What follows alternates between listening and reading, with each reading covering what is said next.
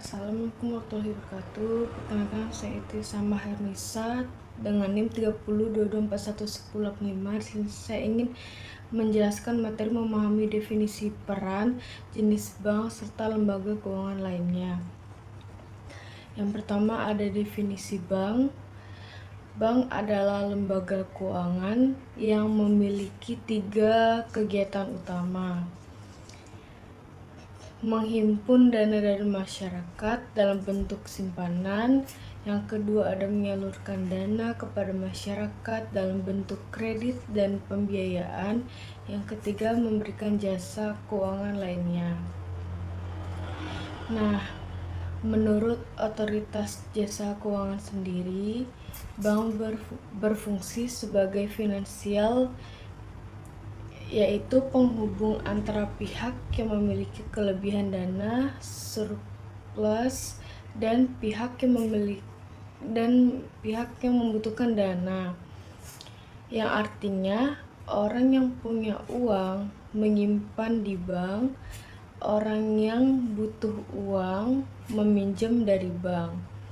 Yang kedua ada peran bank dalam perekonomian. Yang pertama, menghimpun dana. Bank mengumpulkan dana dari masyarakat dalam bentuk tabungan yang bisa diambil kapan saja, giro yang digunakan untuk transaksi bisnis. Yang ketiga, deposito, disimpan dalam jangka waktu tertentu. Nah, fungsi ini sangat penting karena membuat uang masyarakat lebih aman dan produktif. Yang kedua ada penyaluran dana. Dana yang terkumpul kemudian disalurkan kembali dalam bentuk: yang pertama ada kredit usaha untuk UMKM atau perusahaan. Yang kedua ada kredit konsumsi seperti KPR, kredit motor. Yang ketiga ada kredit investasi untuk mengembangkan bisnis. Nah, yang intinya membantu masyarakat mengembangkan usaha dan memenuhi kebutuhan. Yang ketiga ada memperlancar sistem pembayaran. Di sini bank memudahkan transaksi kita sehari-hari seperti transfer uang, pembayaran digital, ATM, dan mobile banking. Tanpa bank, transaksi akan lebih lambat dan tidak efisien. Yang keempat, ada mendorong pertumbuhan ekonomi. Nah, bank berkontribusi dalam pembiayaan bisnis. Di sini usaha bisa berkembang, membuka lapangan kerja, menjaga stabilitas ekonomi dan negara. Semakin sehat sistem perbankan tersebut, semakin kuat perekonomian suatu negara. Yang ketiga ada jenis-jenis bank. Berdasarkan fungsi itu sendiri, bank umum melayani masyarakat luas untuk menyediakan layanan yang sangat lengkap seperti tabungan, kredit, transfer, dan lain-lain. Contohnya di Bank Mandiri dan Bank BCA. Yang kedua ada Bank Perkreditan Rakyat BPR, fokus pada masyarakat kecil dan daerah, tidak menyediakan layanan seperti transfer antara bank, lebih sederhana dibandingkan bank umum. Yang kedua itu berdasarkan kepemilikan. Bank pemerintah dimiliki negara, bank swasta juga dimiliki pihak swasta, bank asing dimiliki pihak luar negeri, bank campuran itu adalah gabungan lokal dan asing. Yang ketiga berdasarkan prinsip operasional. Yang pertama, bank konvensional menggunakan sistem bunga, contoh bank pada umumnya. Yang kedua ada bank syariah yang menggunakan prinsip bagi hasil seperti profit sharing, tidak menggunakan bunga atau riba, contohnya Bank Syariah Indonesia. Yang keempat ada lembaga keuangan lainnya seperti non-bank. Nah, selain bank, ada lembaga lainnya yang juga membantu kegiatan keuangan di Indonesia. Yang pertama itu adalah lembaga pembiayaan yang memberikan kredit tanpa menghimpun dana langsung, contohnya leasing kendaraan. Nah, ini membantu masyarakat membeli barang secara cicilan. Yang kedua itu ada asuransi, memberikan perlindungan terhadap risiko, kecelakaan, kesehatan, dan lain-lain. Fungsinya sendiri itu untuk mengurangi kerugian finansial yang ada di bank itu sendiri. Yang ketiga ada pasar modal, tempat jual beli saham dan obligasi yang dikelola langsung oleh Bursa Efek Indonesia. Ini sendiri membantu perusahaan mendapatkan dana dari investor. Yang keempat ada koperasi simpan pinjam, menghimpun dan menyalurkan dana antar anggota berdasarkan prinsip kekeluargaan, cocok untuk masyarakat kecil dan komunitas. Yang kelima ada pengadaian, memberikan pinjaman dengan jaminan barang, contohnya pegadaian solusinya cepat saat butuh dana darurat. Nah, kesimpulannya bank dan lembaga keuangan lainnya memiliki peran yang sangat penting dalam kehidupan ekonomi.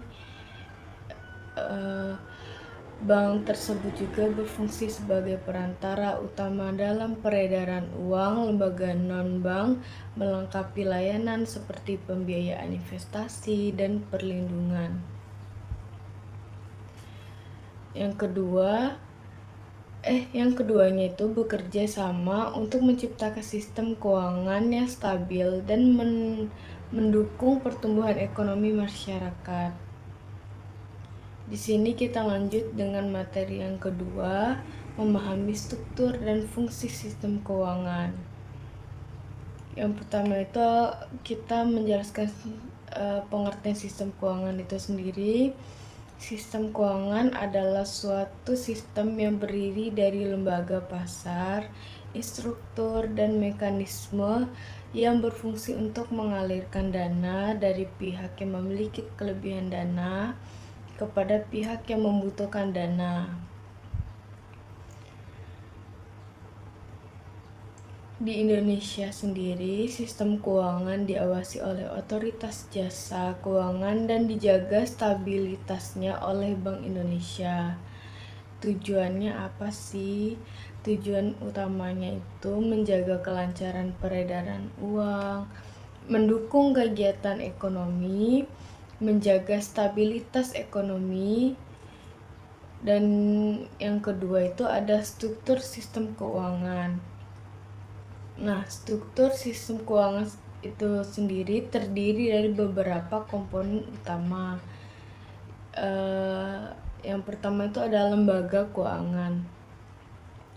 Lembaga keuangan bank menghimpun dan menyalurkan dana, contohnya Bank Mandiri dan Bank BCA. Nah, fungsinya perantara keuangan.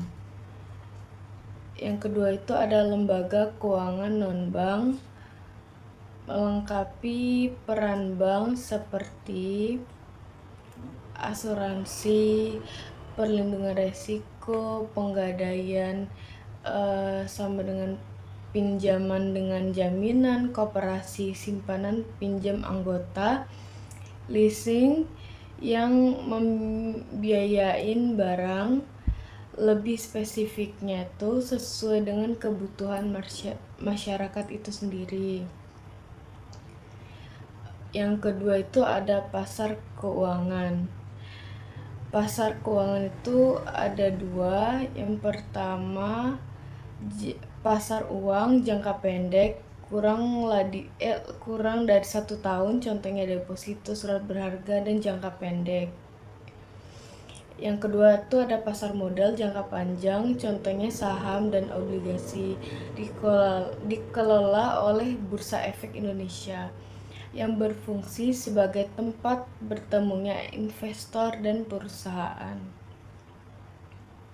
Yang ketiga ada instrumen keuangan, alat yang digunakan dalam transaksi keuangan seperti uang tunai, ada saham, obligasi, dan deposito. Instrumen ini menjadi media dalam aliran dana. Yang keempat ada infrastruktur sistem keuangan, meliputi sistem dan teknologi pendukung seperti sistem pembayaran melalui QRIS, transfer bank, ATM, dan mobile banking, sistem clearing dan settlement, memastikan transaksi berjalan cepat, aman, dan efisien. Yang ketiga ada fungsi sistem keuangan. Sistem keuangan memiliki beberapa fungsi penting. Yang pertama ada fungsi intermediasi atau perantara yang menyalurkan dana dari pihak surplus ke pihak defisit. Contohnya, masyarakat menabung di bank menyalurkan kredit ke pengusaha. Yang kedua ada fungsi alokasi dana, mengalokasikan dana ke sektor yang paling produktif. Dampaknya itu usaha berkembang, ekonomi tumbuh, dan yang ketiga ada fungsi likuiditas, memberikan kemudahan untuk mengubah aset menjadi uang tunai. Contohnya itu seperti menarik tabungan kapan saja. Yang keempat ada fungsi manajemen risiko, mengurangi risiko keuangan melalui asuransi, diversifikasi investasi yang membantu masyarakat lebih aman secara finansial.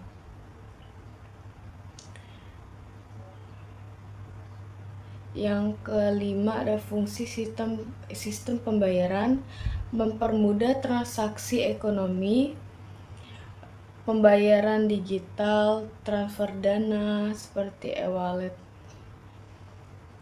membuat aktivitas ekonomi yang kita lakukan itu lebih efisien.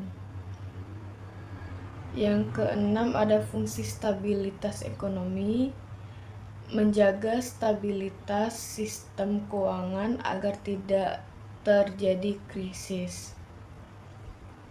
Nah, peran pentingnya sendiri, Bank Indonesia ini mengatur kebijakan moneter, otoritas jasa keuangan yang mengawasi lembaga keuangan. Kesimpulannya, sistem keuangan adalah bagian penting dalam perekonomian yang terdiri dari lembaga, pasar, instrumen, dan infrastruktur. Sistem ini berfungsi untuk mengalirkan dana secara efisien, mendukung kegiatan ekonomi, dan menjaga stabilitas keuangan. Nah, tanpa sistem keuangan yang baik, kegiatan ekonomi akan terhambat dan tidak stabil. Materi selanjutnya memahami peran bank sentral dan kebijakan moneter. Yang pertama, pengertian sistem keuangan yaitu adalah suatu sistem yang terdiri dari lembaga, pasar, instrumen, dan mekanisme yang berfungsi untuk mengalirkan dana dari pihak yang memiliki kelebihan dana dan surplus kepada pihak yang membutuhkan dana. Di Indonesia sendiri, sistem keuangan diawasi oleh Otoritas Jasa Keuangan dan dijaga stabilitas Bank Indonesia. Nah, tujuannya menjaga kelancaran peredaran uang, mendukung kegiatan ekonomi, dan menjaga stabilitas ekonomi. Yang kedua itu ada struktur sistem keuangan terbagi menjadi beberapa komponen. Yang pertama adalah lembaga keuangan. Lembaga keuangan itu sendiri ada menghimpun dan menyalurkan dana. Fungsi utamanya adalah perantara keuangan. Yang kedua ada lembaga keuangan non-bank, melengkapi bank seperti asuransi, perlindungan risiko, pegadaian, pinjaman dengan jaminan, koperasi simpan pinjam, dan leasing pembiayaan barang. Lebih spesifiknya sesuai dengan kebutuhan masyarakat. Nah, pasar keuangan di sini juga terbagi menjadi beberapa. Ada jangka pendek yang kurang dari 1 tahun seperti deposito, surat berharga jangka pendek. Yang kedua itu ada pasar modal jangka panjang, contohnya saham dan obligasi. Dikelola oleh Bursa Efek Indonesia, berfungsi sebagai tempat bertemu investor dan perusahaan. Materi selanjutnya, memahami peran bank sentral dan kebijakan moneter. Di sini ada pengertian bank sentral. Bank sentral adalah lembaga negara yang memiliki wewenang untuk mengatur dan menjaga kestabilitas sistem keuangan serta nilai mata uang suatu negara. Di Indonesia, bank sentral adalah Bank Indonesia. Tujuan utamanya menjaga stabilitas nilai rupiah, mengendalikan inflasi, menjaga stabilitas dan sistem keuangan. Yang kedua, ada peran bank sentral. Bank sentral memiliki beberapa peran penting. Yang pertama ada menetapkan dan melaksanakan kebijakan moneter. Bank sentral mengatur jumlah untuk beredar dan suku bunga untuk menjaga kestabilan ekonomi. Contohnya, kenaikan suku bunga saat inflasi tinggi. Yang kedua, ada mengatur dan menjaga sistem pembayaran. Mengelola sistem pembayaran, transfer, QRIS, dan lain-lain untuk memastikan transaksi berjalan aman dan lancar. Tanpa peran ini, transaksi ekonomi bisa terganggu. Yang ketiga, menjaga stabilan sistem keuangan. Bank sentral menjaga krisis keuangan dengan mengawasi kondisi perbankan dan sistem keuangan secara umum. Yang keempat ada sebagai bank bagi bank, memberikan pinjaman kepada bank yang kekurangan likuiditas menjadi tempat penyimpanan dana bank-bank, membantu bank tetap stabil. Yang kelima sebagai leader of last resort, bank sendiri menjadi pelopor terakhir bagi bank yang mengalami kesulitan keuangan agar tidak bangkrut dan menimbulkan krisis. Nah, yang ketiga, pengertian kebijakan moneter. Kebijakan moneter adalah kebijakan yang dilakukan oleh bank sentral untuk mengatur jumlah uang beredar dan tingkat suku bunga guna mencapai stabilitas ekonomi. Tujuannya mengendalikan inflasi, menjaga pertumbuhan ekonomi, dan menstabilkan nilai tukar. Yang keempat ada jenis kebijakan moneter. Kebijakan moneter ekspansif dilakukan saat ekonomi lesu atau resesi. Tujuannya meningkatkan aktivitas ekonomi. Caranya menurunkan suku bunga, menanam jumlah uang yang beredar. Dampaknya itu sendiri, kredit lebih mudah, konsumsi meningkat. Yang kedua ada kebijakan moneter kontraktif, dilakukan saat inflasi tinggi, bertujuan untuk mengurangi jumlah uang beredar. Caranya meningkatkan suku bunga, membatasi kredit. Dampaknya pengeluaran berkurang, inflasi juga terkendali. Yang kelima, ada instrumen kebijakan moneter. Bank sentral menggunakan beberapa alat, antara lain ada operasi pasar terbuka atau OPT, jual beli surat berharga di pasar untuk mengatur jumlah uang yang beredar. Yang kedua ada suku bunga acuan, menentukan tingkat bunga di perbankan, contohnya BI rate. Yang ketiga ada giro wajib minimum, GWM, cadangan wajib yang harus disimpan bank di bank sentral. Jika GWM naik, uang beredar berkurang. Yang keempat ada kredit atau pembiayaan, mengatur dan menyalurkan kredit oleh bank. Nah, yang keenam di sini ada dampak kebijakan moneter, berpengaruh pada inflasi, barang menjadi naik, suku bunga, biaya pinjaman, investasi dan konsumsi, aktivitas ekonomi, nilai tukar rupiah. Jadi kebijakan ini sangat mempengaruhi kehidupan sehari-hari masyarakat. Kesimpulannya, bank sentral seperti Bank Indonesia memiliki peran penting dalam menjaga stabilitas ekonomi melalui kebijakan moneter. Dengan mengatur uang beredar dan suku bunga, bank sentral dapat mengendalikan inflasi, menjaga pertumbuhan ekonomi, dan mencegah krisis keuangan. Mengenai fungsi-fungsi bank umum,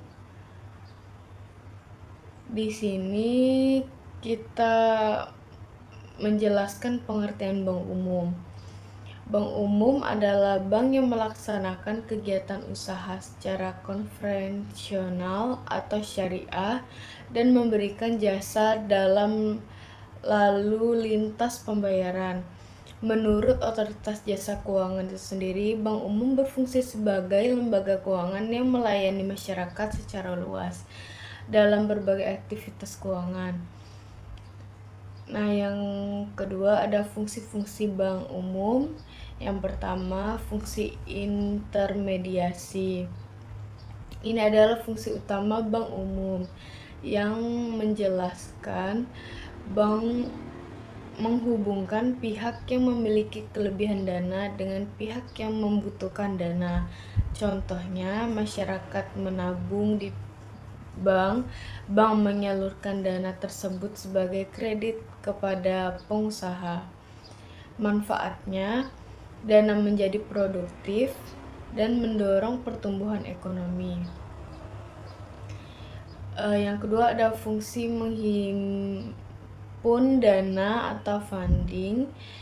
Bank mengumpulkan dana dari masyarakat dalam bentuk tabungan, fleksibel, bisa diambil kapan saja, giro untuk transaksi bisnis, deposito disimpan dalam jangka waktu tertentu.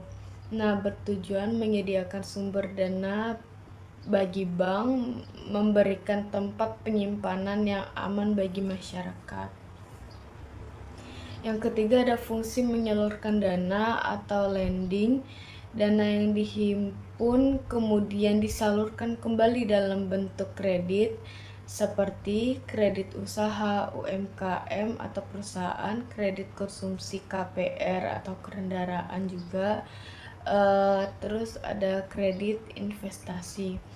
Dampaknya membantu masyarakat memenuhi kebutuhan dan mendukung perkembangan usaha.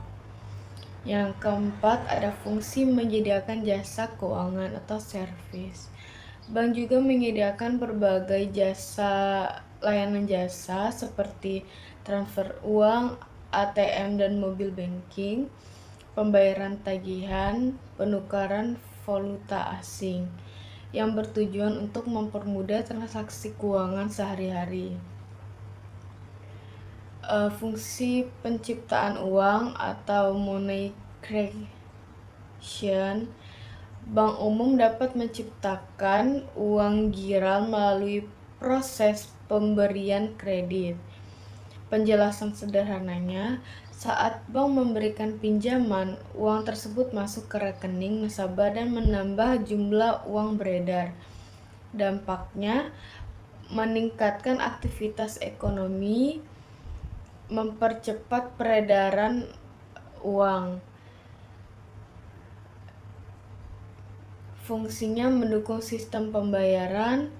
Bank berperan dalam kelancaran sistem pembayaran melalui transfer antara bank, kartu debit atau kredit, sistem pembayaran digital. Nah, tanpa bank sendiri, transaksi akan lebih sulit dan lebih lambat. Fungsi penyimpanan kekayaannya, bank menjadi tempat yang aman untuk menyimpan uang dan aset keuangan, memanfaatkan mengurangi risiko kehilangan, lebih praktis dibandingkan menyimpan sendiri.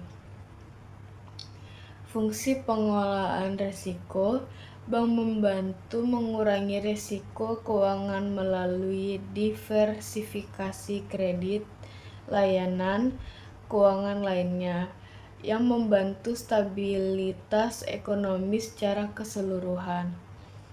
Kesimpulannya, bank umum memiliki peran yang sangat penting dalam sistem keuangan, terutama sebagai perantara keuangan, penghimpun dan menyalurkan dana, penyediaan jasa keuangan. Dengan berbagai fungsi tersebut, bank umum membantu memperlancar transaksi, mendorong pertumbuhan ekonomi, menjaga stabilitas keuangan. Di sini kita akan membahas juga memahami produk dan jasa yang ditawarkan oleh bank. Nah, pengertian produk dan jasa bank. Produk dan jasa bank adalah berbagai layanan yang disediakan oleh bank untuk memenuhi kebutuhan keuangan masyarakat, baik dalam hal menyimpan dana, pembiayaan, maupun transaksi. Menurut Otoritas Jasa Keuangan, bank tidak hanya berfungsi menghimpun dan menyalurkan dana, tetapi juga menyediakan berbagai layanan keuangan untuk mempermudah aktivitas ekonomi. Di sini produk bank umumnya dibagi menjadi dua kelompok. Yang utama, yang pertama ada produk penghimpunan dana atau funding. Produk ini bertujuan untuk mengumpulkan dana dari masyarakat. Yang pertama itu ada tabungan, simpanan yang bisa diambil kapan saja. Menggunakan buku tabungan atau ATM, bisa juga dengan mobil banking. Cocok untuk kebutuhan sehari-hari. Yang kedua ada giro, simpanan yang digunakan untuk transaksi bisnis, penarikan menggunakan cek atau bilet giro. Banyak yang digunakan oleh perusahaan. Yang ketiga itu ada deposito, simpanan berjangka 1, 3, 6, sampai 12 bulan, tidak bisa diambil sebelum jatuh tempo. Keuntungannya bunga lebih tinggi. Produk penyaluran dana atau lending, produk ini juga berupa kredit atau pembiayaan kepada masyarakat. Yang pertama ada kredit konsumsi, digunakan untuk kebutuhan pribadi. Contoh KPR, kredit kendaraan. Yang kedua ada kredit usaha untuk modal usaha UMKM atau perusahaan, membantu perkembangan bisnis. Yang ketiga ada kredit investasi untuk mengembangkan usaha jangka panjang. Contohnya pembelian mesin, membangun pabrik. Yang ketiga ada jasa-jasa bank. Selain produk juga, bank juga menyediakan berbagai jasa layanan. Yang pertama itu ada jasa pembayaran, transfer uang, pembayaran tagihan seperti listrik, air, dan lain-lain, pembayaran digital seperti QRIS dan e-wallet, mempermudah transaksi kita sehari-hari. Nah, yang kedua ada jasa pengiriman uang, transfer antar rekening, transfer antar bank, dan transfer internasional, mempercepat peredaran uang.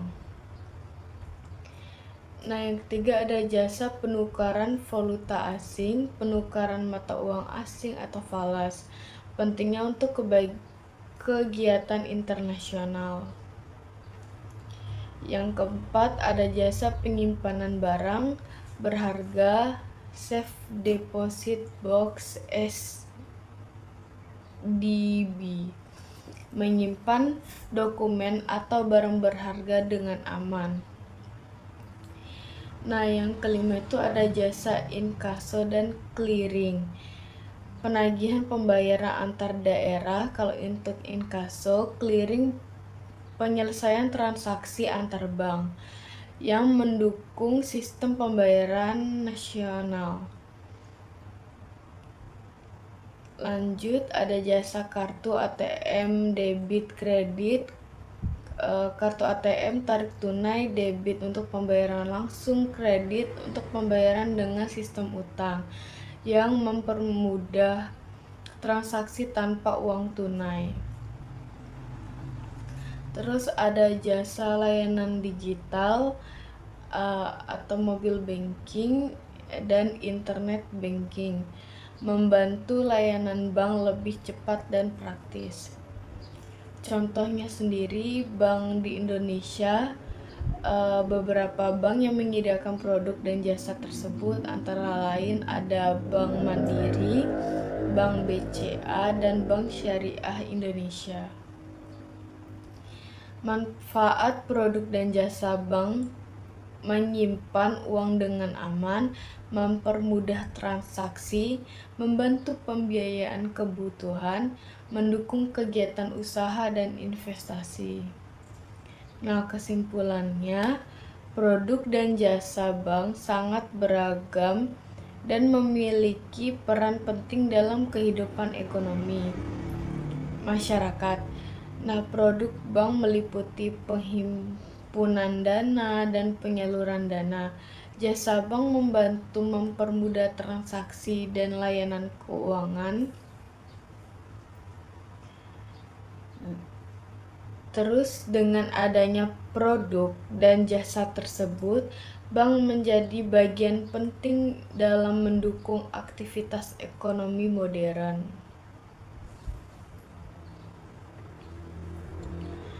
Nah, di sini kita lanjut dengan memahami prinsip-prinsip manajemen bank. Pertama, pengertian manajemen bank adalah proses perencanaan, pengorganisasian, pelaksanaan, dan pengawasan kegiatan bank agar berjalan dengan efektif dan efisien, serta sesuai dengan tujuan yang telah ditetapkan. Menurut Otoritas Jasa Keuangan, manajemen bank harus dilakukan secara hati-hati untuk menjaga stabilitas dan kepercayaan masyarakat. Nah, prinsip-prinsip manajemen bank Dalam menjalankan operasinya, bank harus menerapkan beberapa prinsip utama berikut. Yang pertama itu ada prinsip kehati-hatian. Prinsip ini mengharuskan bank untuk melakukan hati-hati dalam pengelolaan dana masyarakat. Contohnya, menilai kelayakan kredit sebelum memberikan pinjaman, menghindari risiko yang terlalu tinggi. Nah, bertujuan menjaga keamanan dana nasabah dan stabilitas bank. Prinsip likuiditas, bank harus mampu memenuhi kebijakan jangka pendeknya, terutama saat nasabah menarik dana. Contohnya menyediakan dana kas yang cukup, mengatur keseimbangan antar dana masuk dan keluar, bertujuan agar bank tetap dapat melayani penarikan dana kapan saja. Nah, prinsip rentabilitas juga, bank harus mampu memperoleh keuntungan dari kegiatan operasionalnya. Contoh, mengelola bunga kredit dan simpanan, mengoptimalkan investasi yang bertujuan menjamin kelangsungan usaha bank. Terus di sini ada prinsip solvabilitas. Bank harus memiliki modal yang cukup untuk menutup resiko kerugian. Contohnya, menjaga rasio kecukupan modal atau CAR, mengelola aset dan kewajiban dengan baik, bertujuan juga menjamin kemampuan bank dalam jangka panjang. Prinsip kepercayaan. Nah, prinsip kepercayaan ini adalah kepercayaan masyarakat dasar utama kegiatan perbankan. Contohnya, menjaga kerahasiaan data nasabah, memberikan pelayanan yang baik. Dampaknya, semakin tinggi kepercayaan, semakin banyak nasabah. Terus ada prinsip kerahasiaan. Bank wajib menjaga data dan informasi nasabah karena itu seperti tidak menyebarkan informasi rekening nasabah, melindungi data pribadi juga. Nah, bertujuan untuk melindungi privasi nasabah. Terus ada prinsip mengenal nasabah. Bank harus mengenal identitas dan aktivitas nasabah. Contohnya, verifikasi identitas saat membuka rekening, memantau transaksi yang mencurigakan. Bertujuan untuk mencegah pencucian uang dan penipuan. Prinsip manajemen risiko, bank harus mampu mengidentifikasi, pengukuran, dan pengendalian risiko. Di sini ada beberapa jenis risiko. Yang pertama ada risiko kredit gagal bayar, terus ada risiko likuiditas, ada risiko pasar, dan risiko operasional. Nah, tujuannya untuk meminimalkan kerugian dan menjaga stabilitas. Terus di sini ada prinsip good corporate. Pengelola bank harus dilakukan secara transparan dan bertanggung jawab. Prinsip GCG ini transparan, akuntabilitas, bertanggung jawab, independensi, dan kewajaran, yang bertujuan untuk meningkatkan kepercayaan dan kinerja bank. Nah, pentingnya manajemen bank. Penerapan prinsip-prinsip manajemen bank sangat penting karena menjaga stabilitas sistem keuangan, melindungi dana masyarakat,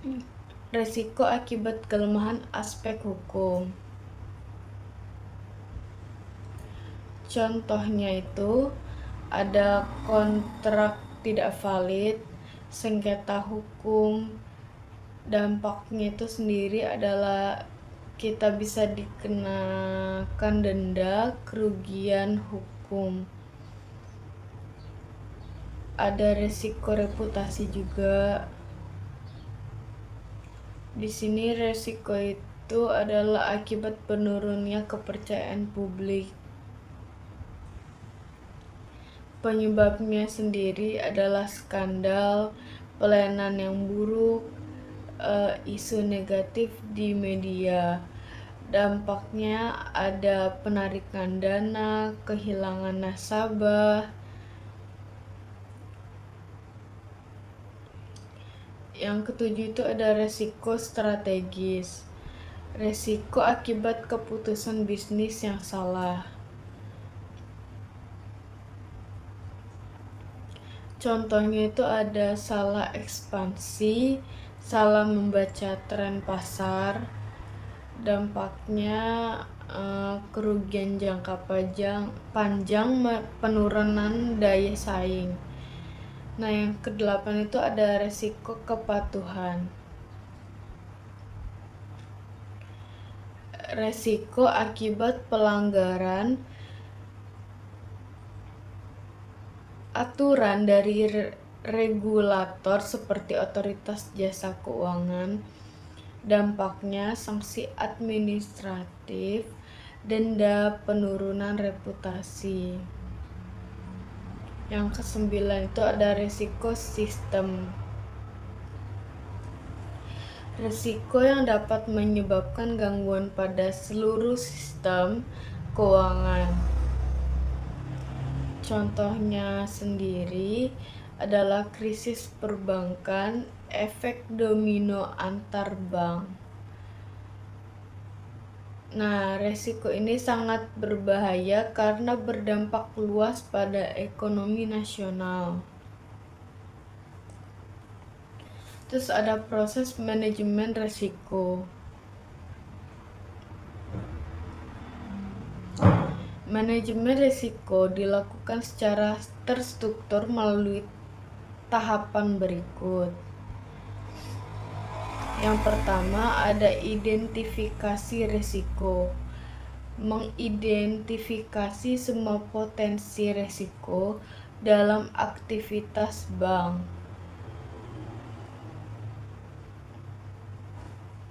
Jadi resiko mapping, analisis aktivitas bisnis.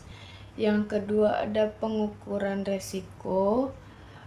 Pengukuran tingkat resiko menggunakan metode kuantitatif dan kualitatif. Contohnya credit scoring, value at risk. Terus ada pemantauan risiko. Mengawasi risiko secara berkala. Contohnya monitoring kredit macet, evaluasi portofolio investasi. Pengendalian risiko adalah pengambilan langkah untuk meminimalkan risiko. Nah, strateginya pembatasan kredit, penetapan jaminan, atau lindung nilai. Terus ada strategi pengelolaan risiko.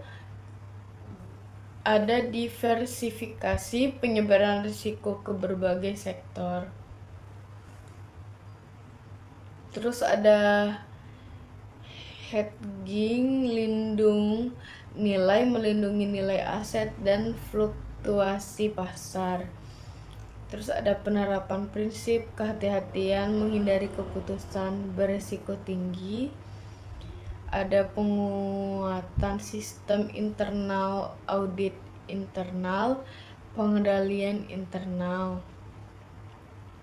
Ada teknologi dan keamanan, cyber security.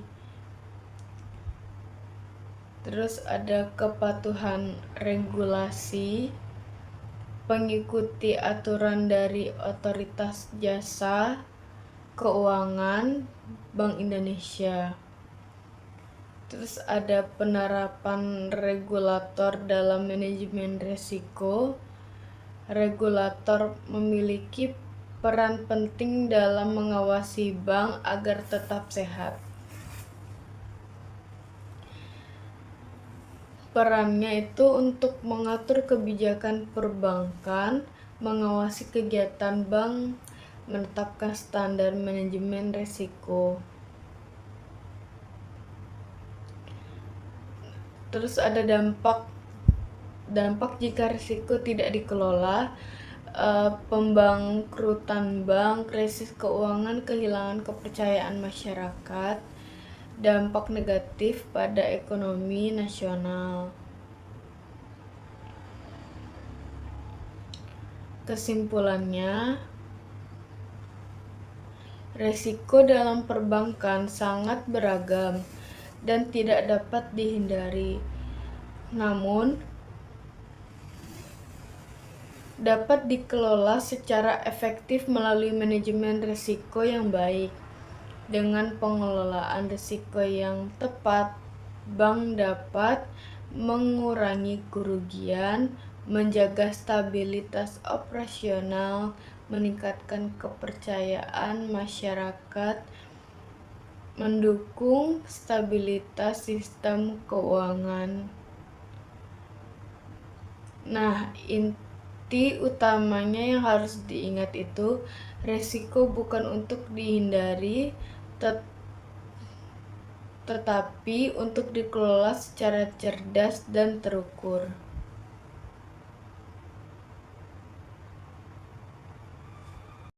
Baik, secara keseluruhan, bank merupakan lembaga keuangan yang memiliki peran sangat penting dalam kehidupan ekonomi modern.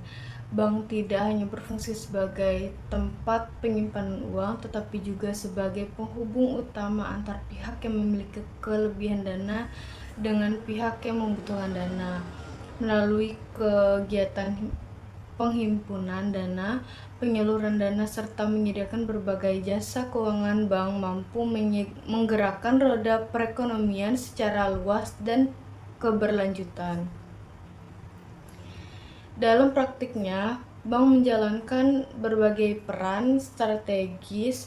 Bank menghimpun dana dari masyarakat dalam bentuk tabungan, giro, dan deposito yang kemudian disalurkan kembali dalam bentuk kredit untuk kebutuhan konsumsi usaha maupun investasi. Proses ini menjadikan dana yang sebelumnya tidak produktif menjadi lebih bermanfaat dan mampu mendorong pertumbuhan ekonomi.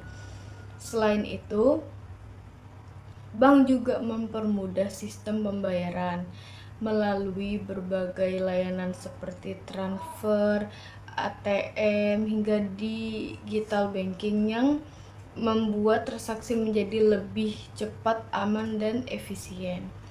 Tidak hanya itu, keberadaan bank juga berkontribusi dalam menciptakan lapangan kerja, mendukung perkembangan kecil hingga besar, sehingga menjaga stabilitas ekonomi suatu negara. Semakin sehat sistem perkembangan, maka semakin kuat pula kondisi perekonomian secara keseluruhan. Bank sendiri memiliki berbagai jenis, baik berdasarkan fungsi kepemilikan maupun prinsip operasional. Ada bank umum yang melayani masyarakat, serta bank perkreditan rakyat yang lebih fokus pada masyarakat kecil.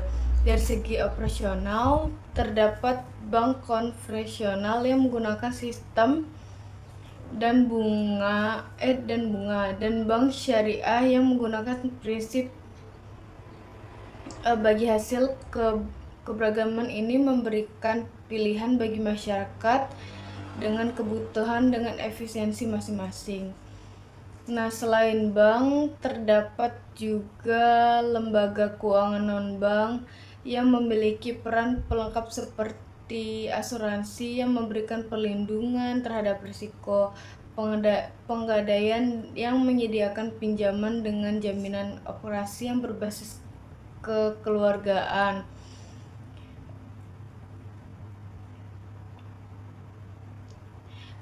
Sistem keuangan sendiri merupakan suatu struktur yang terdiri dari lembaga keuangan, pasar keuangan, instrumen keuangan, dan instruktur pendukung. Sistem ini berfungsi untuk memastikan bahwa aliran dana dari pihak yang surplus ke pihak yang defisit dapat berjalan secara efektif dan efisien. Selain itu, sistem keuangan juga memiliki fungsi penting seperti menyediakan likuiditas, pengelola risiko, mendukung sistem pembayaran, serta menjaga stabilitas ekonomi secara keseluruhan. Nah, dalam menjaga stabilitas tersebut, peran bank sentral menjadi sangat krusial di Indonesia. Peran ini dijalankan oleh Bank Indonesia yang bertugas mengatur dan melaksanakan kebijakan moneter. Tujuan utama dari kebijakan ini adalah untuk menjaga stabilitas nilai rupiah, mengendalikan inflasi, serta memastikan sistem keuangan tetap sehat dan stabil. Kebijakan moneter yang dilakukan dapat bersifat ekspansif maupun kontraktif. Kegiatan ekonomi sedang lesu, bank sentral akan meningkat jumlah uang yang beredar dan menurun suku bunga agar aktivitas ekonomi yang meningkat. Sebaliknya, kegiatan inflasi tinggi, bank sentral akan mengurangi jumlah uang beredar dengan menaikkan suku bunga untuk menjaga stabilitas harga. Kebijakan ini sangat berpengaruh terhadap kehidupan masyarakat, mulai dari tingkat suku bunga, pinjaman harga barang, hingga nilai tukar mata uang. Di dalam operasionalnya, bank umum juga menjalankan berbagai fungsi penting seperti fungsi intermediasi, menghimpun dana, menyalurkan kredit, menyediakan jasa keuangan, hingga fungsi menciptakan uang.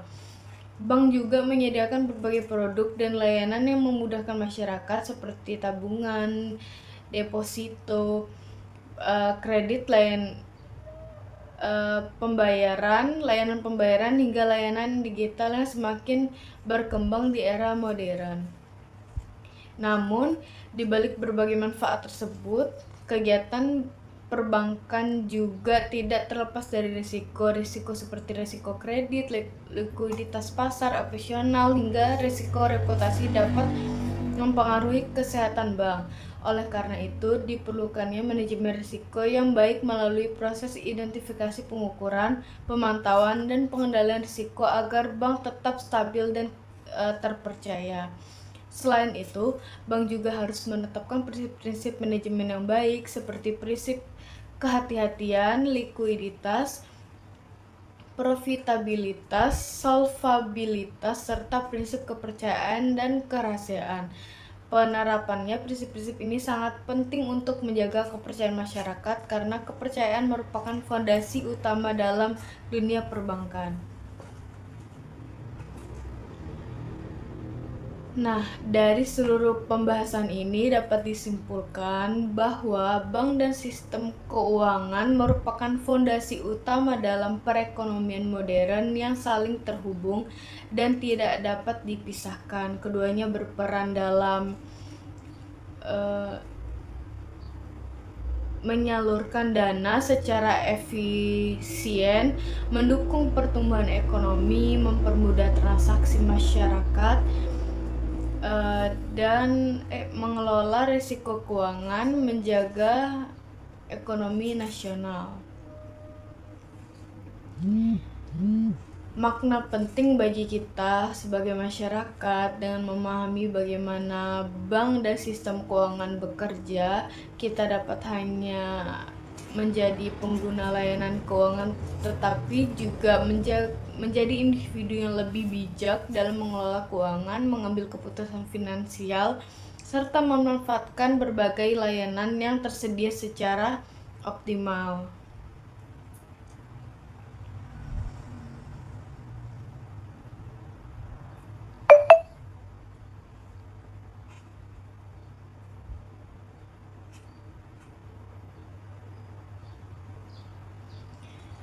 Nah, pada akhirnya, bank dan sistem keuangan bukan hanya tentang uang, tetapi tentang bagaimana kita mengelola pengembangan dan memanfaatkan sumber daya untuk masa depan yang lebih baik. Semakin kita memahami sistem ini, semakin siap kita menghadapi tantangan ekonomi di masa depan. Mungkin sekian pembahasan dari saya sama Nisa. Saya pamit undur diri. Wassalamualaikum warahmatullahi wabarakatuh.